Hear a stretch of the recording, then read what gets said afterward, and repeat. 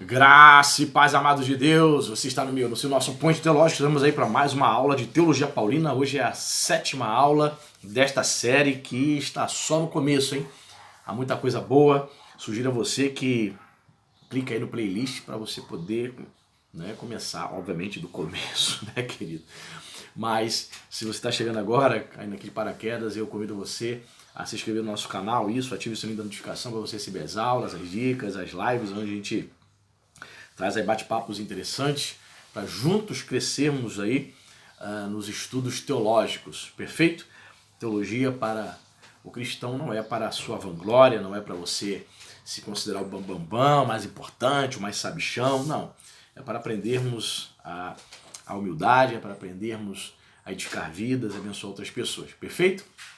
E já que você já está inscrito, beleza, se inscreveu, peço a você que já deu like, aí desde já, para você não esquecer, né, que você possa estar fazendo seu comentário para ajudar a engajar o canal. Compartilhe este vídeo aí, ó, nos grupinhos de Facebook, WhatsApp, Telegram, nas redes sociais. Ajude-nos aí a engajarmos este canal, perfeito? E a maneira que você tem de abençoar o canal, aqui embaixo nos comentários você vai ver aí o link do Apoia-se. Você quer ser um apoiador do canal, você entende que esse canal é bênção para a sua vida, tem abençoado a sua vida de outros, você entende que esse canal é um ministério, então abençoe, você pode abençoar mensalmente a partir de R$5, né? R$5 é um lanchinho aí, uma coxinha, né? Um guaraná natural. Você pode estar abençoando o nosso canal com esse valor. Se Deus tem abençoado você e prosperado você, você pode fazer com mais 10, 15, 20. Fazendo isso, vamos colocar você no nosso grupo do WhatsApp, onde troca ideias teológicas ali. Digo ideias teológicas no sentido de dicas, né, de livros, né? Não é um grupo para debates. Você é uma pessoa, eu amo o debate, eu quero lá, eu sou calvinista, eu quero entrar lá e detonar os hereges arminianos, ou eu sou arminiano, quero detonar todos os miseráveis calvinistas. Esquece. Então, você pode ser apoiador, mas você não vai poder ficar lá no grupo. O grupo é para uma irmandade, temos calvinistas lá, arminianos que estão super bem, e a gente troca ideias ali, é uma benção. Ok? Então você pode abençoar o nosso canal. Dentro em breve vamos começar a sortear livros de teologia. Temos uma meta financeira, né, para alcançar. Já tem no meu coração, ainda que a gente não alcance essa meta financeira até dezembro agora, mas nós vamos sortear um livro de teologia no mês de dezembro aí, presente, né? Vamos sortear esse presente, mesmo não tendo alcançado a meta, vamos sortear um livro de teologia para os apoiadores, perfeito? Então vamos lá, 7ª aula, Teologia Paulina. Nosso querido Jimmy Down, né? Estou aqui usando como livro texto para comentários o Teologia de Paulo de Jimmy Down. Ele diz o seguinte: estamos aí no início, introdução.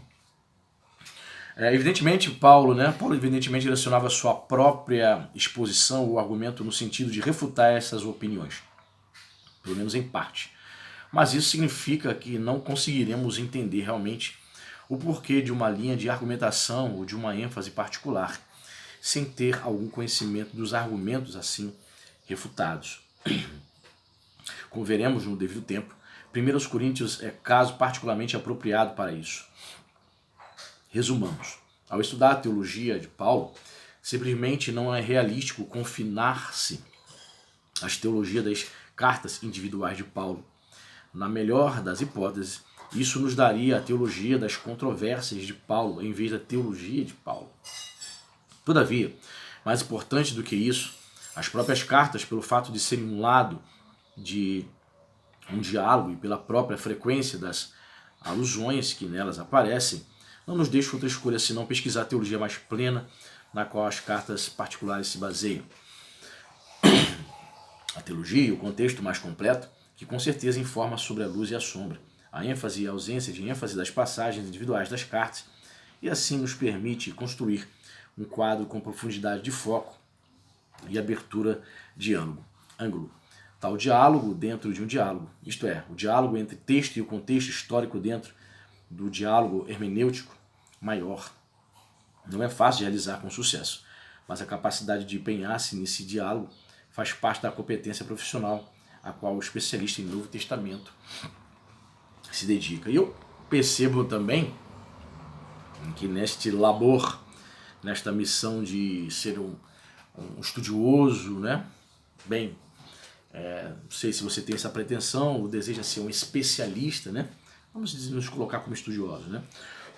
Nessa competência de sermos profissionais, digamos, da teologia. Se você dá aula de teologia, se vive disso, não sei se você vive disso, dá no aula, seminarista, enfim. Como estudiosos da teologia de Paulo, nós temos essa tarefa, né, teológica que não é uma missão fácil. Tanto é que muitas pessoas fazem uma leitura de Paulo equivocada. Né? Tanto é que, ao longo dos anos, sempre estamos estudando, né, Paulo, sempre estamos tentando fazer releituras de Paulo, né, assim como em relação ao Jesus histórico, né, a busca do Jesus histórico, já teve a primeira busca, a segunda, a terceira, e nunca acham. Sempre estão tentando também os teólogos e especialistas do Novo Testamento fazer uma análise paulina, né, nas suas epístolas ali, qual é o contexto, qual era a finalidade, né?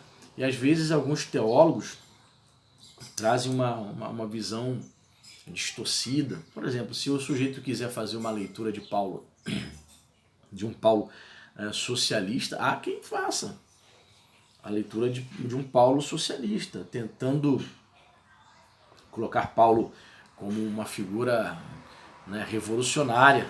Pode isso, os caras conseguem, né? Nas suas manobras, nas suas manipulações hermenêuticas, os caras conseguem. Outros vão dizer que Paulo Paulo foi um cara, como podemos assim dizer, foi um cara opressor, seria o fascista, o genocida do dia de hoje. Como assim, pastor? Vou te dizer por quê. Por exemplo, quando Paulo, ao invés de, segundo essas hermeneutas, tá? Ao invés de batalhar para o fim do abolicionismo, da escravidão, no Império Romano, que compreendia 2/3 da população do Império, era composto de escravos, você percebe que Paulo não entra nessa questão, não entra nessa vibe de ficar o tempo todo, vamos criar uma revolução, vamos fugir, escravos cristãos, fujam, matem seus senhores, revolução, até a vitória. Não temos um Paulo Che Guevara, não temos. Pelo contrário, nós vemos Paulo aconselhando, vós servos, obedecei vossos senhores como a Cristo estivesse obedecendo. Paulo não prega um abolicionismo, pelo contrário, diz que os escravos foram chamados como escravos, permaneça como. E a cartinha de Filemão? E a cartinha de Filemão? Uma carta que ele pede para aquele crente, que era proprietário de um escravo, recebesse ele de volta. Paulo poderia ter incentivado, né, ao escravo fujão, né, nunca mais volte para ele. Se é crente agora, beleza, mas ele não vai sentir falta não. Ele também é crente, Filemão também é crente. Pelo contrário, Paulo promove a reconciliação entre os irmãos, um senhor e outro escravo. Paulo consegue convencer o escravo fujão a voltar para Filemão. Olha que coisa. Então, como é que é a sua leitura de Paulo? Eu coloquei aqui numa visão ideológica. Tá? Tem pessoas que se debruçam sobre as escrituras de Paulo com uma visão ideológica, então ele vai fazer hermenêutica com essa visão ideológica.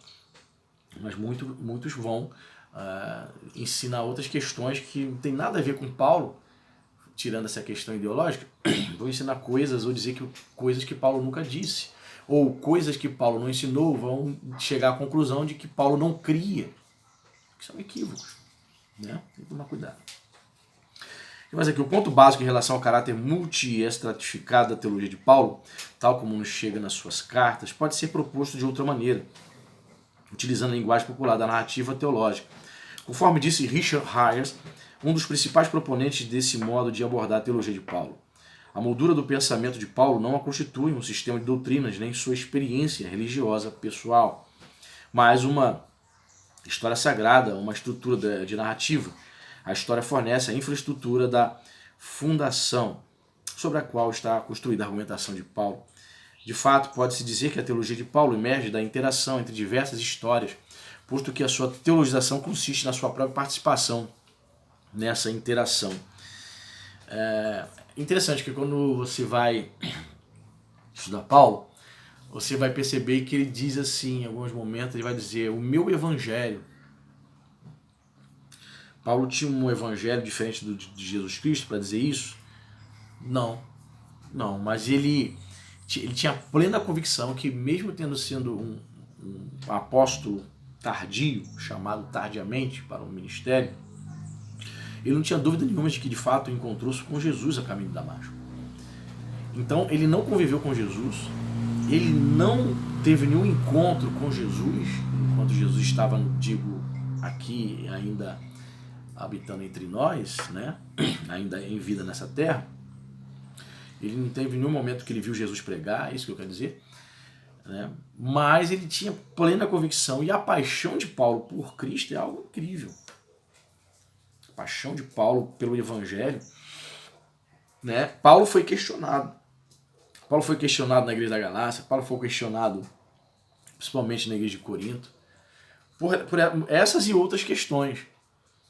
Então, se ele tivesse sido um cara frouxo, ele teria desistido na primeira oposição. Mas assim, eu costumo dizer o seguinte: 3 personagens do Novo Testamento são os que chamam mais a minha atenção. Claro, em primeiro lugar Jesus, segundo Paulo, terceiro João Batista. São 3 personagens que me atraem, né, por N virtudes, né? E Paulo não é diferente. Ele mesmo tendo encontrado com o Senhor posteriormente, você percebe que muitos dos ensinos de Paulo, você vê que são revelações diretas do Senhor. Né? Porque você percebe que ele não foi por uma herança de ensino da tradição oral, né? Você vê que era algo dele. Algo que Deus revelava a ele, ele deixou registrado para nós ali em suas epístolas, né? Há quem diga que ele tenha escrito também Hebreus, né? Há muitas controvérsias. Há quem diga que ele foi o autor da Epístola dos Hebreus foi Paulo, há quem diga que foi Apolo, há quem diga que foi até mesmo Lucas, né? Um livro recém-lançado aí da editora Carisma. Esqueci o nome do autor.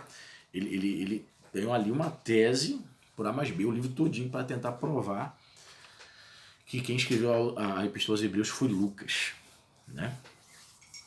Diz mais aqui: como indica a estrutura dos capítulos seguintes, poderíamos facilmente falar da infraestrutura da teologia de Paulo como a história de Deus e da criação, com a história de Israel sobreposta a ela. Em cima desta temos a história de Jesus e depois a história do próprio Paulo, sendo o entrelaçamento inicial das últimas 2 histórias o ponto de virada decisivo na vida e na teologia de Paulo. Por fim, temos as complexas interações da história do próprio Paulo com as histórias daqueles que creram antes dele e daqueles que vieram a formar as igrejas fundadas por ele.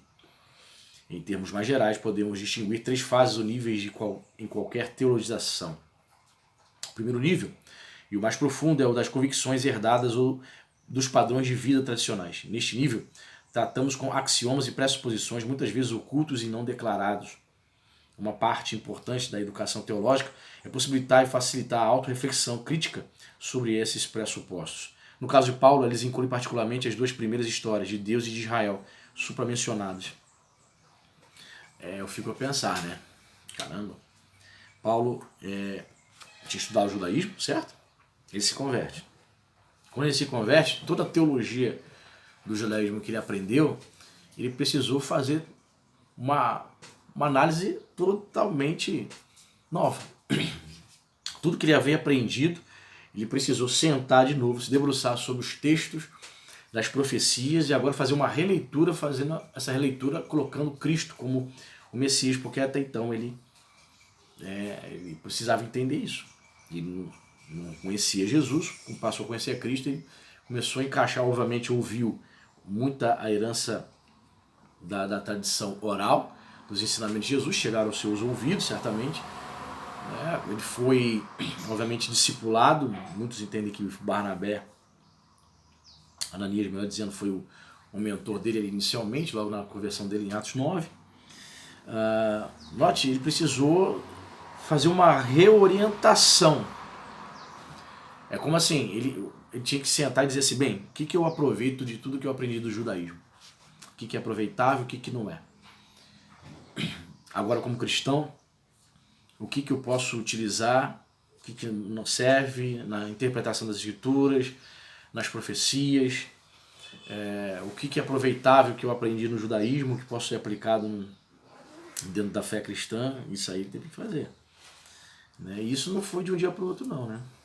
Anos, até nós vermos esse Paulo maduro, esse Paulo extremamente consolidado nas suas convicções cristãs ali, entendendo o que ele escreveu, né, suas epístolas pastorais, enfim. Diz mais assim, o segundo nível é a sequência de momentos transformadores no crescimento e desenvolvimento do indivíduo da comunidade. Essas experiências de abertura de janela habitualmente geram outras percepções e corolários. Corolários são consequências, né? Mesmo que consequências. Corolários que podem moldar atitudes, determinar escolhas de vida importantes. Estão muito mais próximas da superfície da teologia de uma pessoa e são mais óbvias para o observador. No caso de Paulo, pensamos imediatamente na sua conversão. Mas sua antiga interação com os que eram cristãos antes dele, e particularmente sua confrontação com Pedro em Antioquia, provavelmente também teve grande efeito sobre a formação de sua teologia, foi o que a gente acabou de dizer. É óbvio que a sua teologia teve que ser... Ele teve que fazer um reexame profundo. Caramba, eu aprendi assim. Caramba, agora eu vou ter que fazer uma releitura, um reexame. Tudo bem, Pedro, Thiago, e aí? O que é então? Quais são os ensinamentos? O que vocês ouviram da parte dele? O que ele ensinou? Preciso agora encaixar a minha teologia, tudo que eu aprendi agora, dentro dessa perspectiva cristã, dos ensinamentos de Jesus. Então, isso é interessante, né? Alguns lendo assim, ainda mais se forem neófitos, estudantes neófitos, lendo o livro de Atos, a gente acha ali, lendo ali aquela sequência, acha que tudo aconteceu em alguns meses, né? A conversão, ele começa a ser chamado em Atos 13 para ser missionário, primeira viagem missionária. Todo mundo acha que aconteceu em alguns meses, né? Que ele levou anos. Um processo.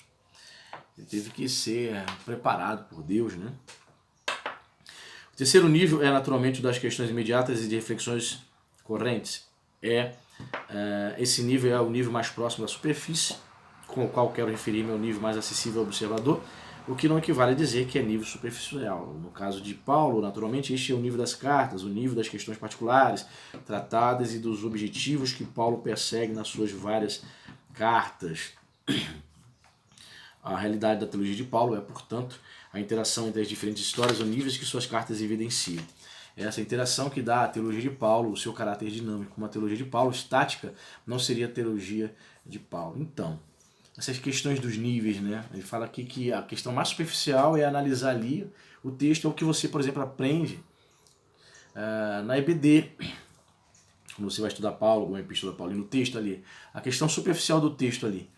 Mas existem outras questões extremamente profundas que é possível você adentrar. Essas questões certamente não serão explanadas na EBD do Domingo de Manhã, até porque não é essa a função da EBD, né?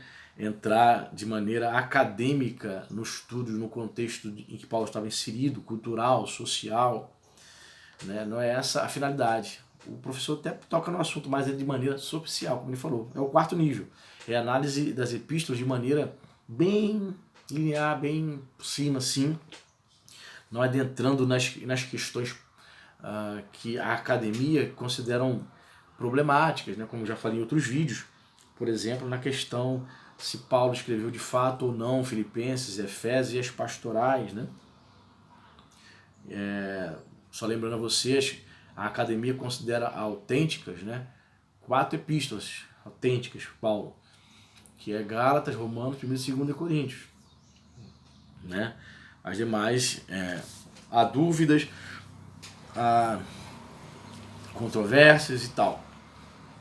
Então, de fato, o púlpito, né, quando o pastor vai pregar ali, 90% das pessoas que estão ali praticamente não lê a Bíblia. 90%. Não tem hábito de ler todos os dias, examinar a palavra de Deus todo dia. Pega, tu vê claramente pelo comportamento das pessoas, o comportamento imaturo, infantil. Isso aí são comportamentos de pessoas que não foram tratadas, que não, a palavra de Deus tem pouco, quase nenhum efeito na vida dela. 300 anos na igreja. Então você vê isso claramente.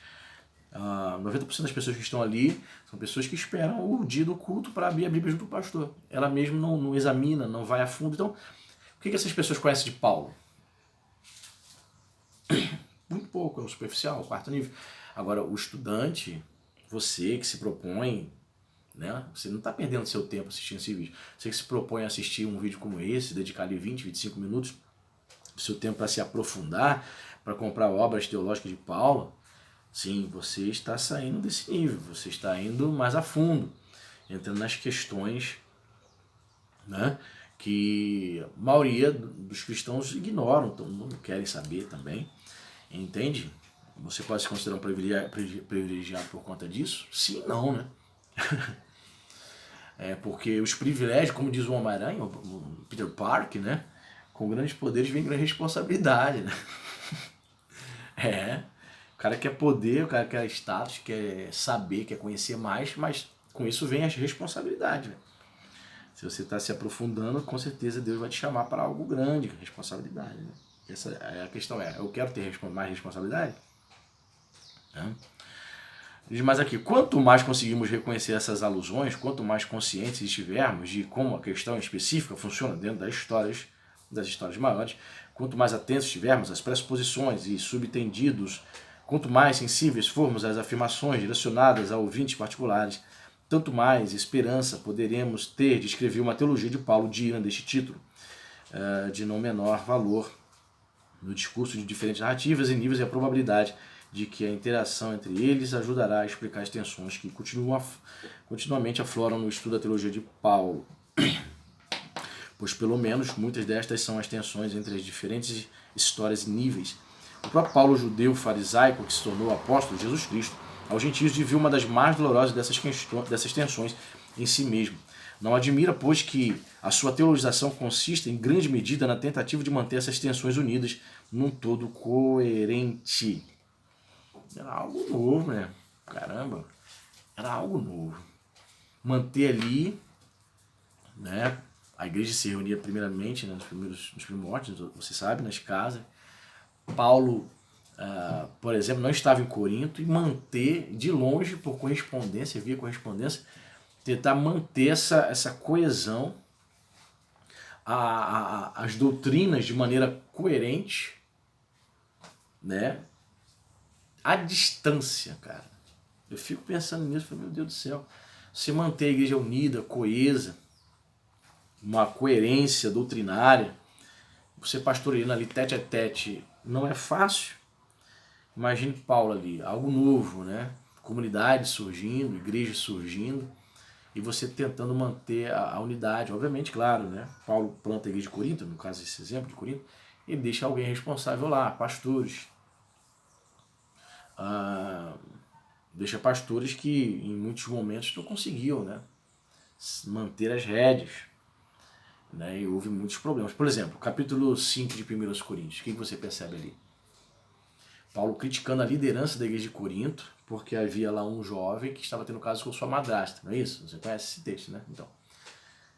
E Paulo vai criticar a liderança porque a liderança não agiu, não tomou providências, deixou as coisas acontecerem, não disciplinou o cara, né? Paulo estava apontando ali a frouxidão da liderança em não emitir disciplina. Entende? Então, Paulo funda uma igreja, deixa pessoas lá que ele considerava um pouquinho mais maduras para pastorear, mas ainda assim esse pessoal vacilava. Ainda assim tinha que ficar, não é assim não, olha só, tá errado. Tipo assim, se eu tivesse aí, eu dava puxão de orelha em todo mundo. O que tá pegando? Foi isso que eu deixei, que eu ensinei. Só você ler lá, no capítulo 5, ele vai chamar a atenção, vai repreender a liderança, porque estavam sendo frouxos na disciplina daquele jovem, né? E aqui para a gente fechar aqui o último parágrafo. Portanto, já deve estar suficientemente claro qual será a minha resposta à terceira pergunta. É possível escrever uma teologia de Paulo? A resposta é sim. É possível reconhecer as alusões, ouvir as diferentes histórias, sondar abaixo as superfícies, os diferentes níveis? Naturalmente, o reconhecimento será incompleto, a escuta imperfeita, a sondagem muitas vezes incerta. Mas isso acontece quando se tenta reconstruir o pensamento de qualquer pessoa viva ou morta. E a natureza dos escritos de Paulo, como cartas à igreja, dá-nos mais esperança de êxito do que as obras das maiores das outras figuras da antiguidade. A teologia de Paulo é importante demais para fugirmos desse desafio. Isso é interessante, né? Então, pelo que nosso querido Jimmy Dow reconhecendo, você analisar o pensamento, compreender o pensamento de um vivo ou morto, Não é algo fácil. Imagina um cara que viveu numa sociedade 2000 anos atrás. Caramba! Mas é impossível fazer a teologia de Paulo, estudar a teologia, criar, né? Não é impossível, mas é um desafio. Por isso nós estamos aqui neste vídeo, nessa série, tentando fazer essa análise. Estamos apenas na introdução, queridos, só nos prolegômenos, né? Temos muita coisa ainda pela frente. O primeiro tema, depois desses prolegômenos, dessas introduções, nós vamos entrar aqui no capítulo 2, ó. Deus e a humanidade. O que Paulo tem a dizer sobre Deus e a humanidade? Show, né?